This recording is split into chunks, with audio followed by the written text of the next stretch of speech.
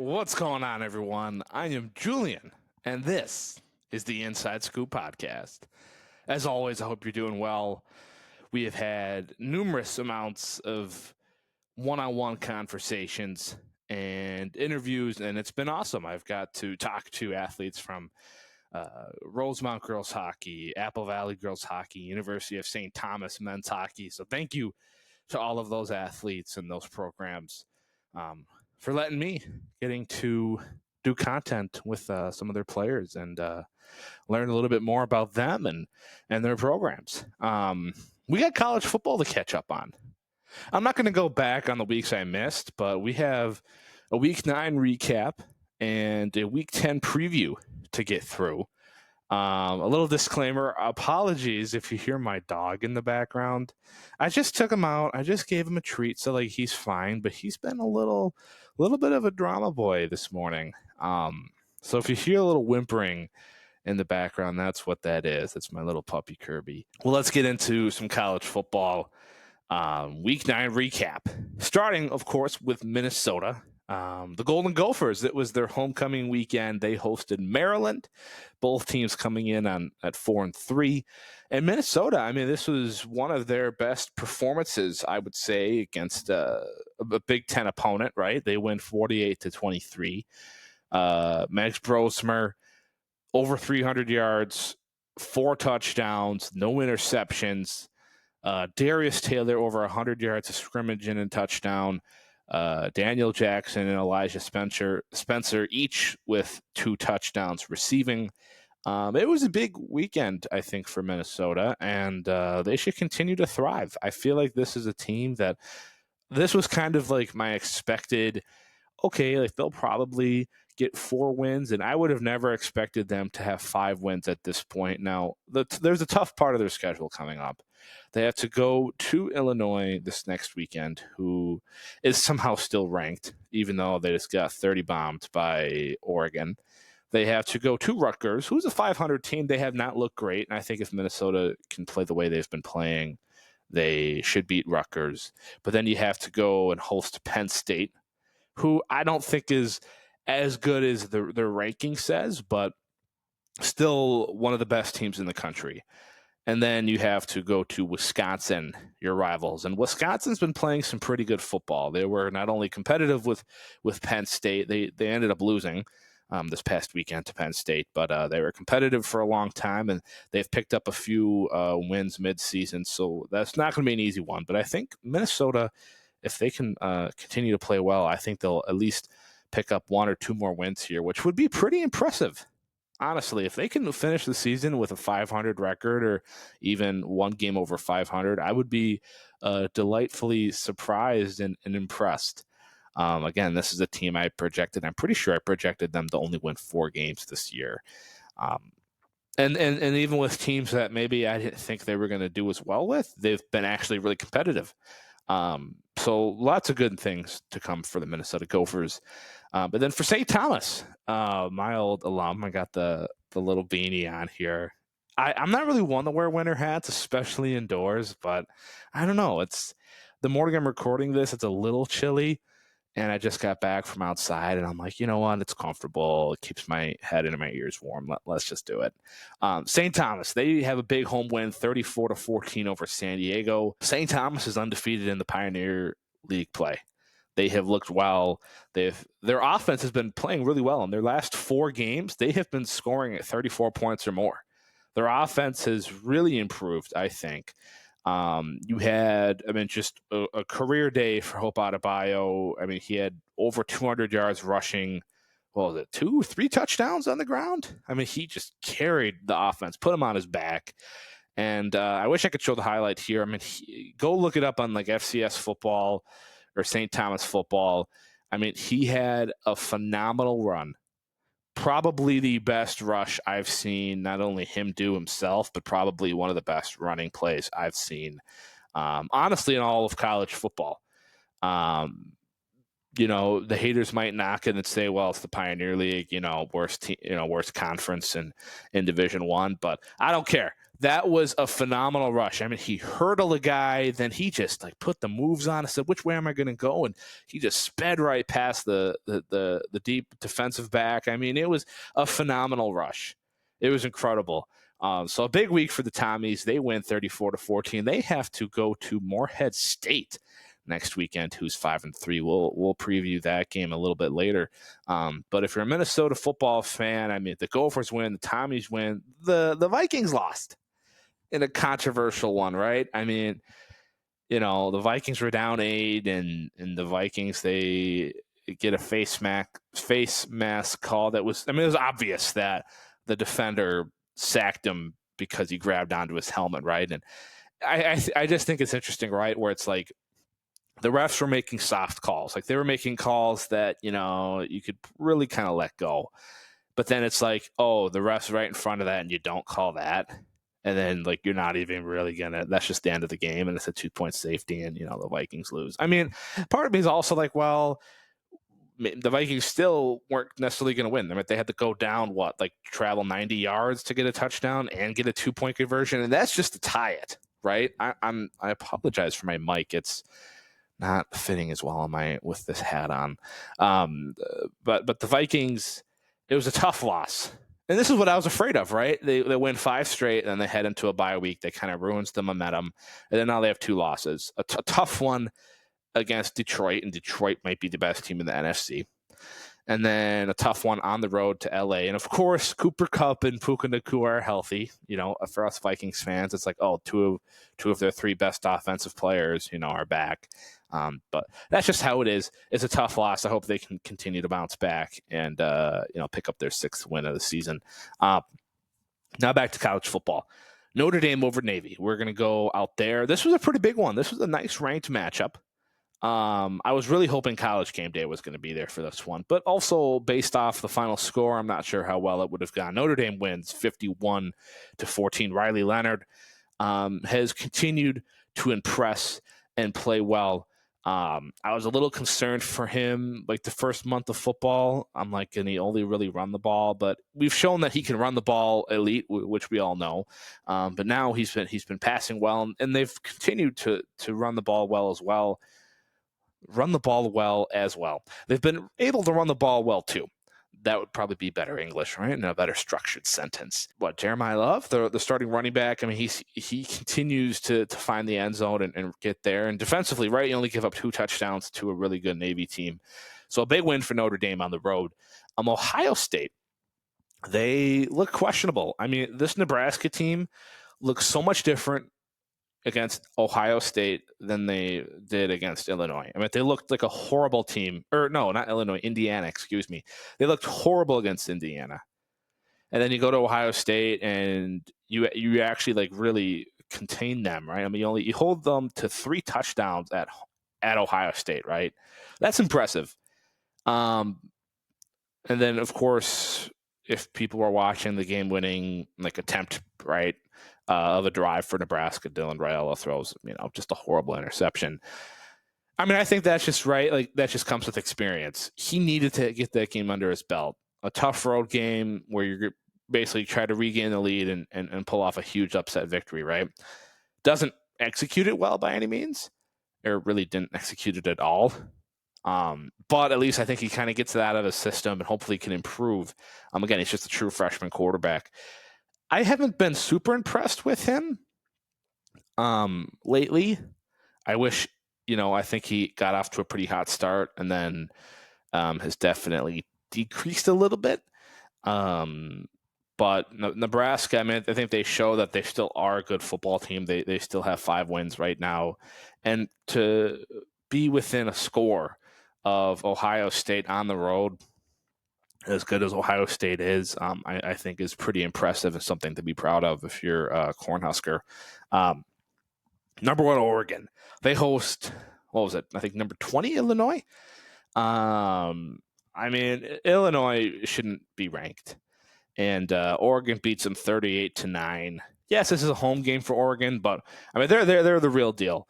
This is a big win for the Ducks. Dylan Gabriel had a very good game. Tez Johnson leading the receiving core as well. Oregon continuing to thrive and looked like the number one team in the country. And I'm not sure if they're going to give it up anytime soon, especially the way, based off their schedule, it seems like, they've had a pretty favorable and I would say easy road schedule. They really haven't had to go and play any tough teams on the road. And it seems like the good teams they've had to play so far in Ohio State and in Illinois, they were at home, and which definitely gave them an advantage. So big win for the Ducks. Now down to Central Florida, UCF hosts number 11 BYU, and put some respect on BYU's name.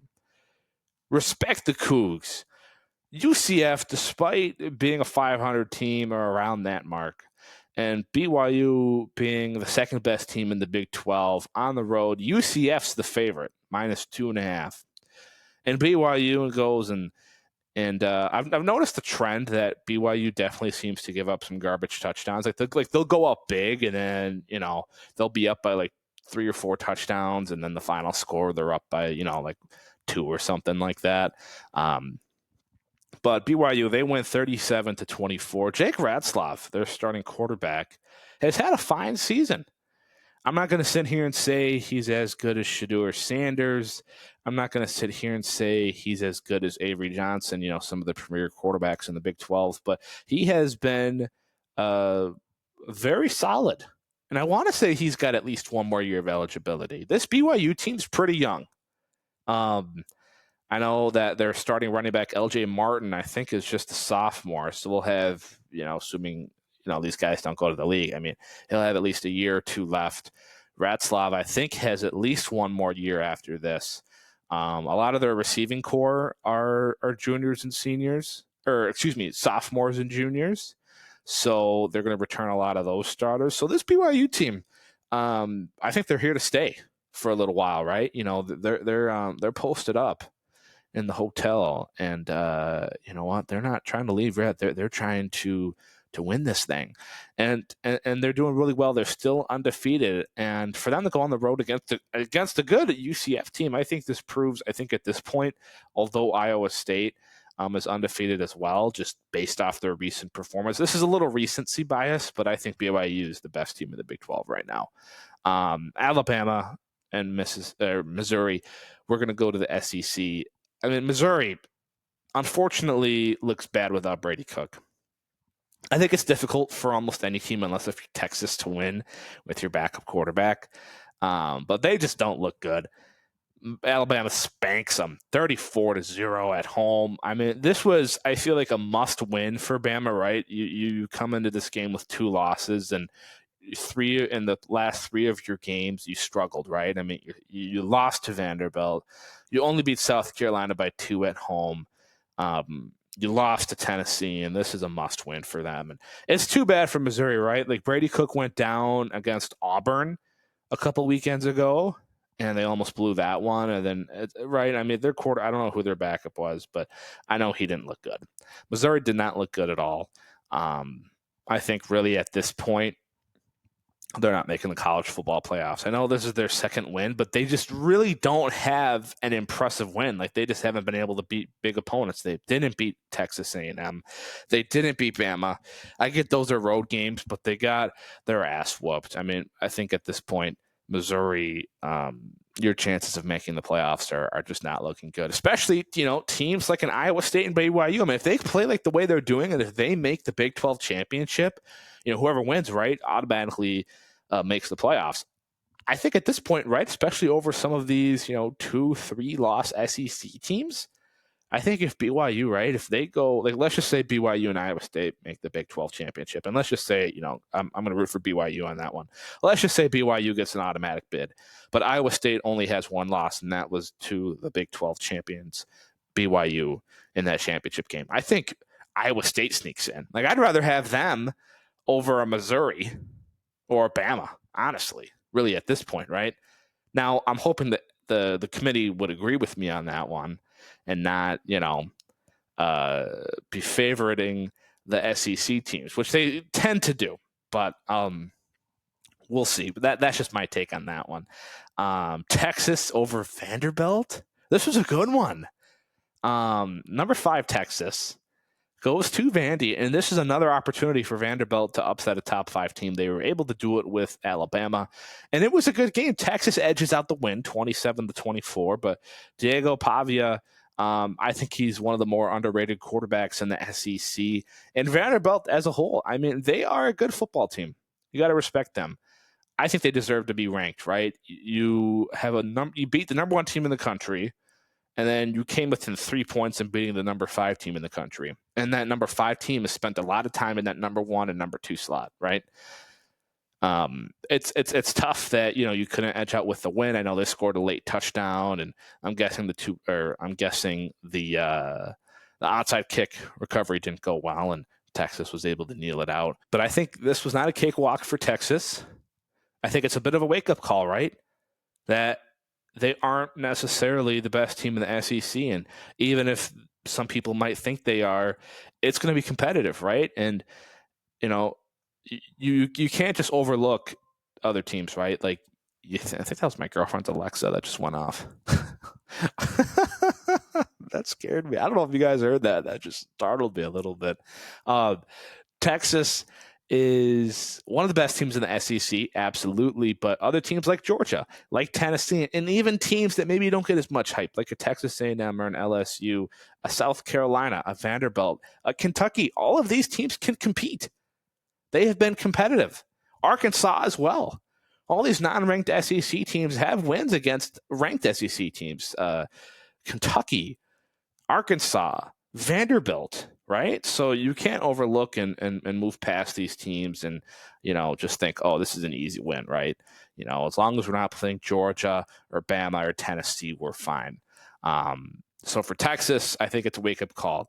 It wins a win, but they're going to have to get better if they want to make the SEC championship, if they want to win the SEC championship and make the college football playoffs. Colorado over Cincinnati, a solid Big 12 matchup. Colorado finds themselves ranked again heading into this Week 10 over a 34-23 win. Colorado's been playing well. I'm not convinced about them defensively.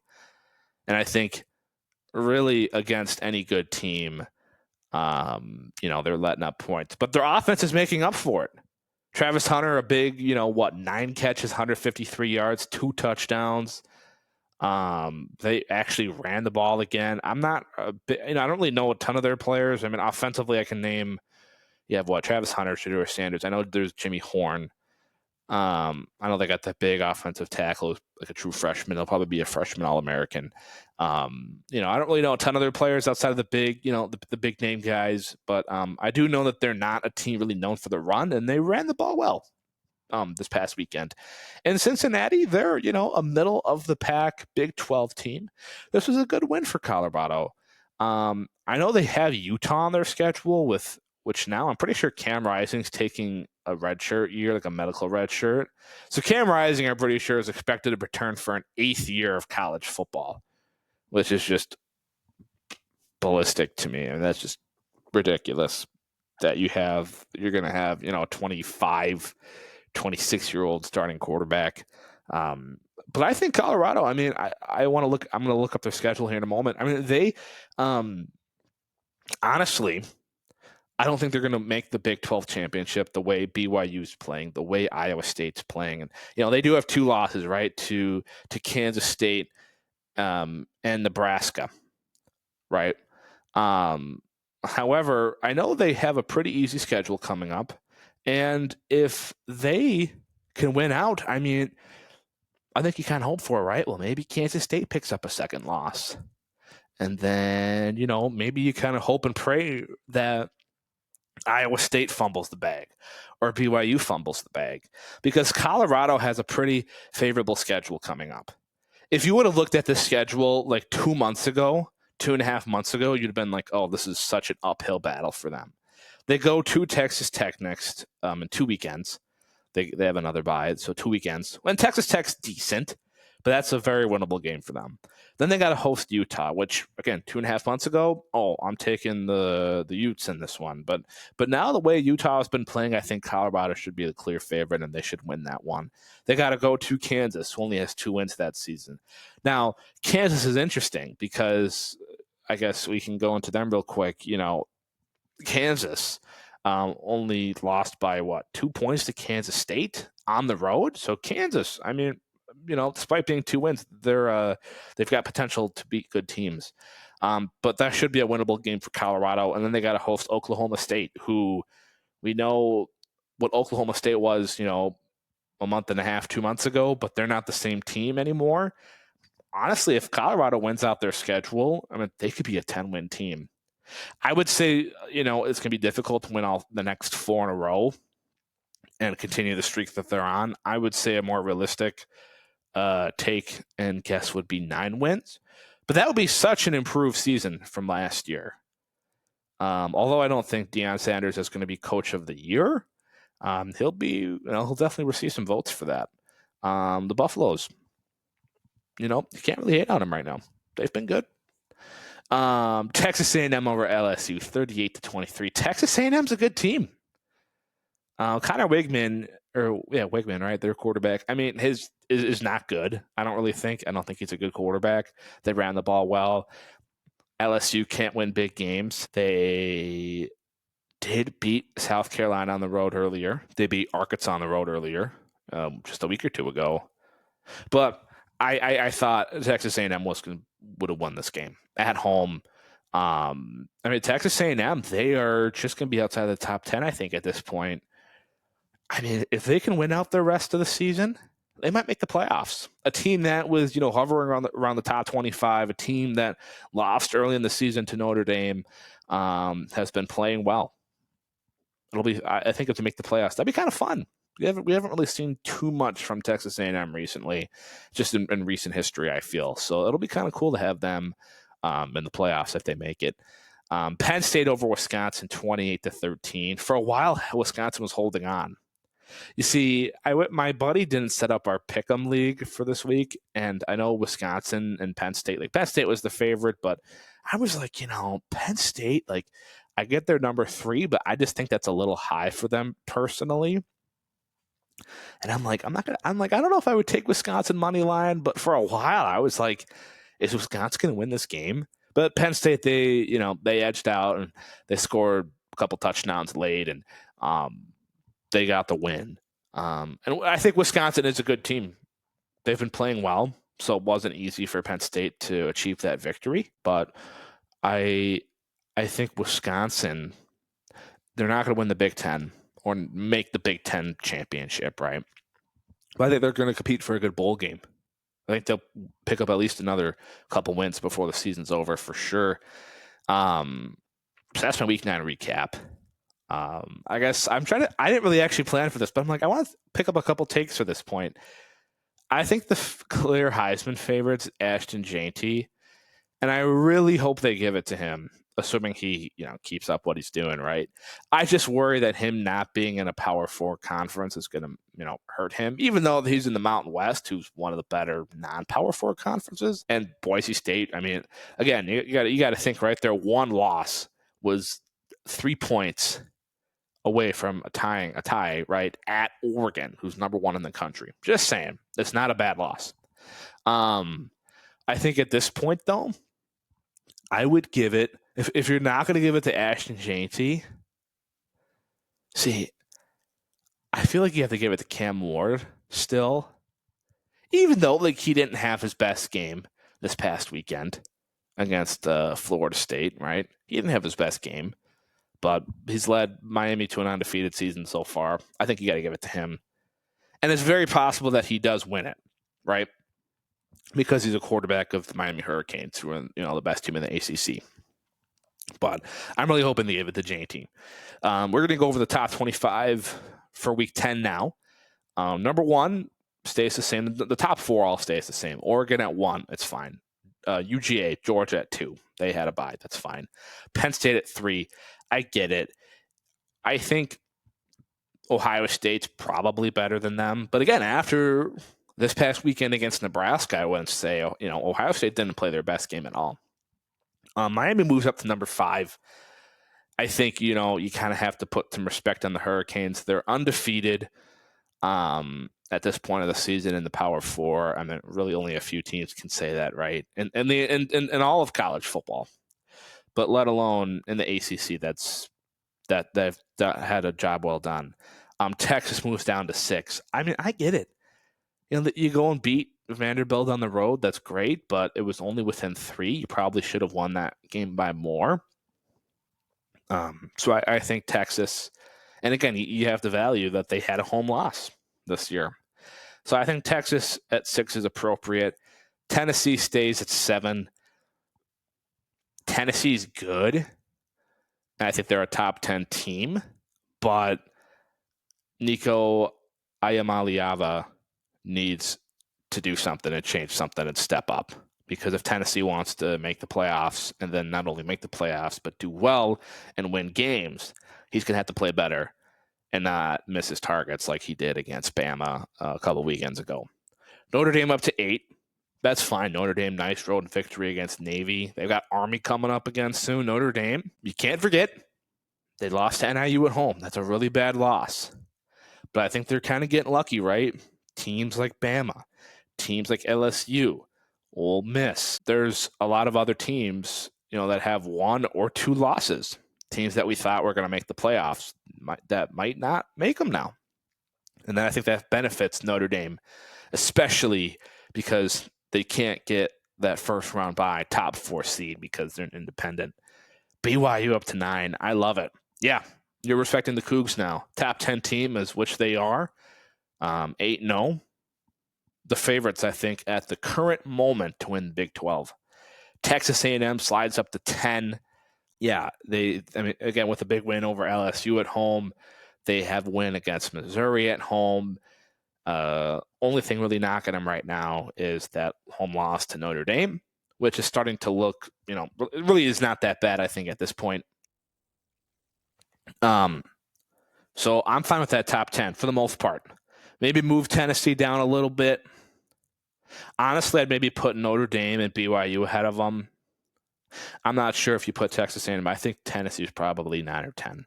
Iowa State at 11, okay. Clemson at 11.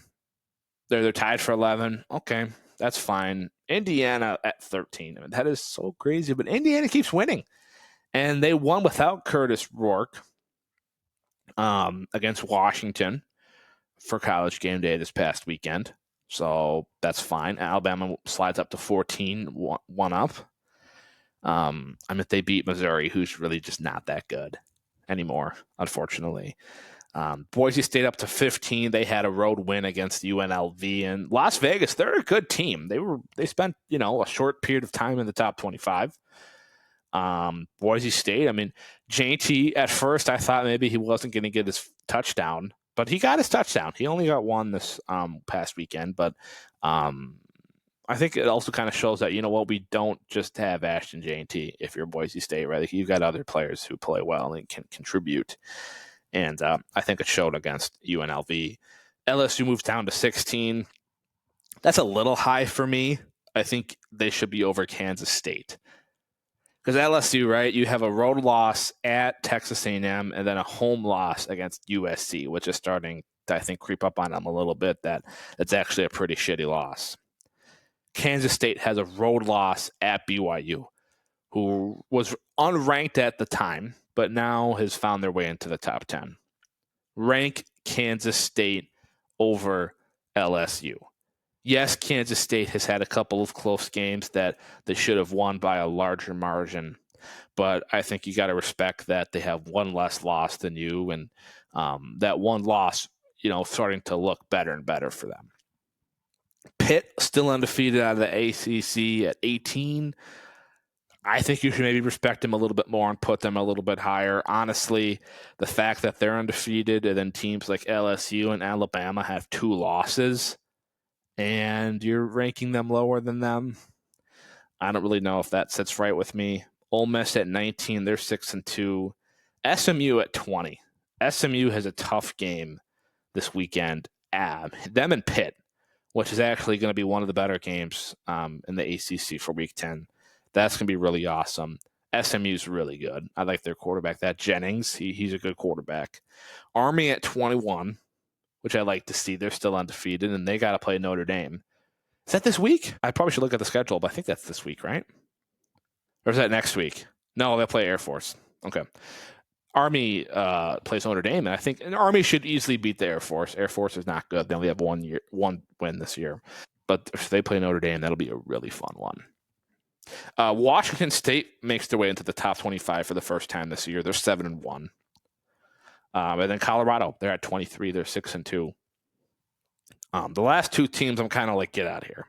Illinois and Missouri, they're both 6-2. Illinois, I mean, they just were no competition to Oregon.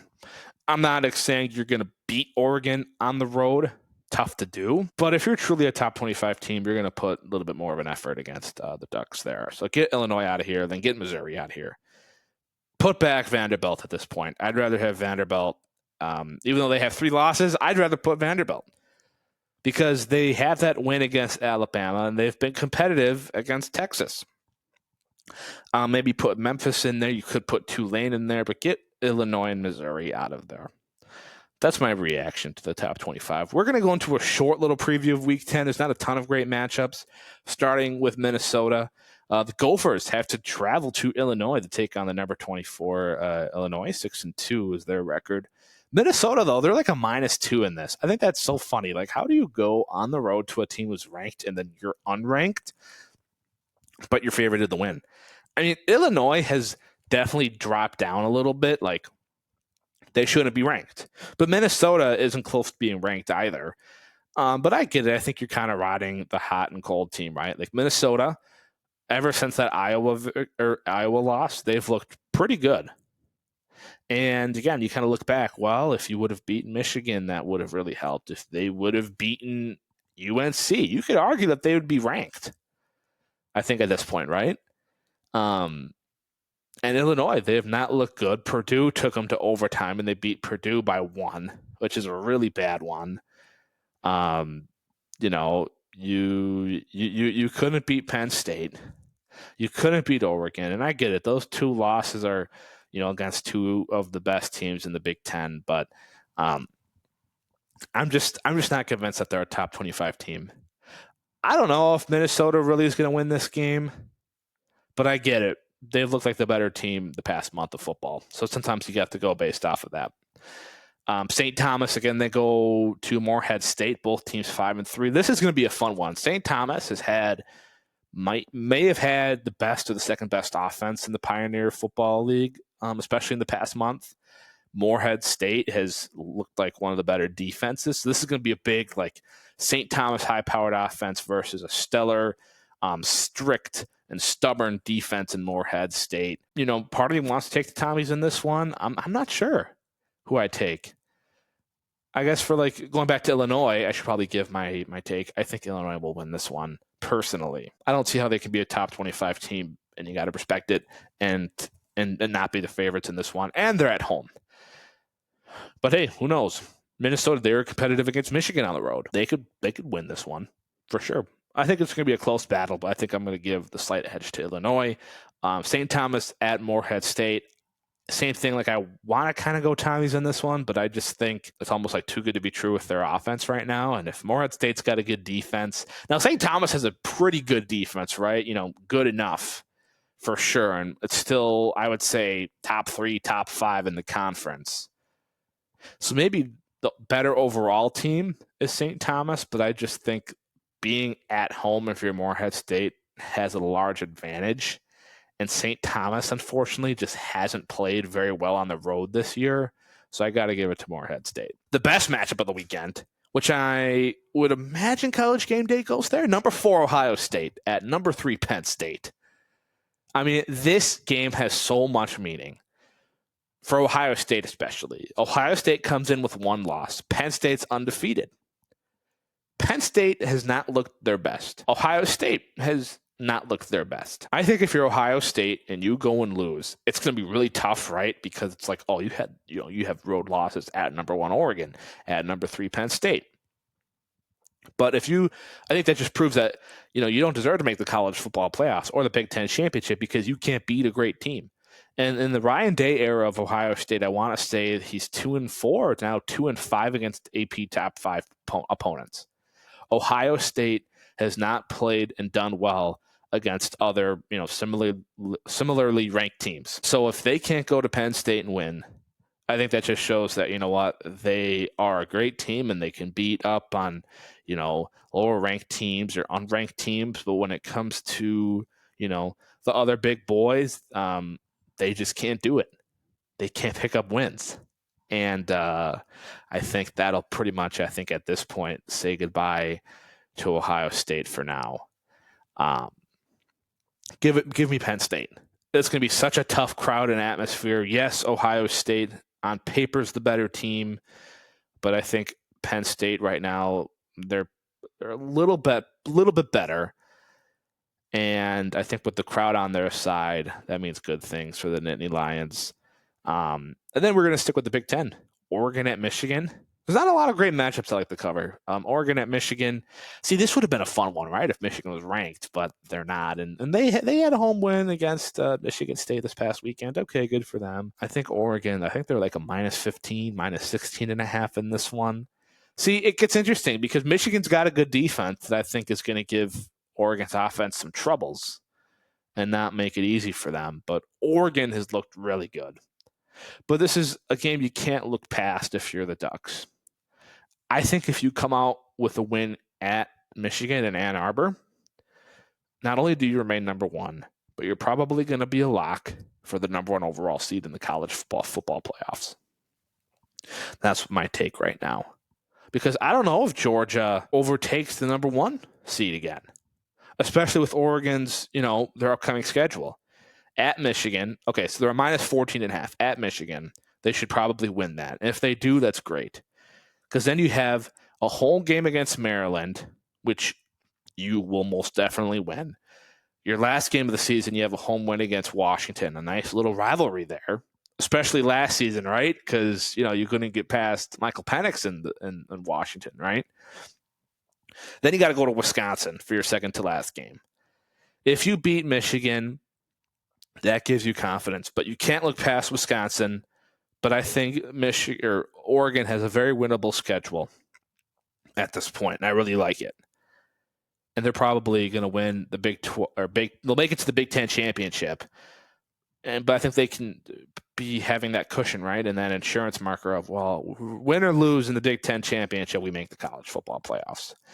And if you're Georgia, it's like, okay, you're home against Florida this weekend, you win that, but then you got to go to Ole Miss, and for Ole Miss, it's like, well, this is kind of like a do or die for them, right? They're in the hot seat, so they're going to play hard, and then you got to host Tennessee, who might be the third or second best team in the conference, and then you have two gimmies. I mean, you host UMass, and then you host Georgia Tech, but I think right now we're going to see Oregon be the number one overall team for the remainder of college football, for the remainder of the regular season. That's my final take.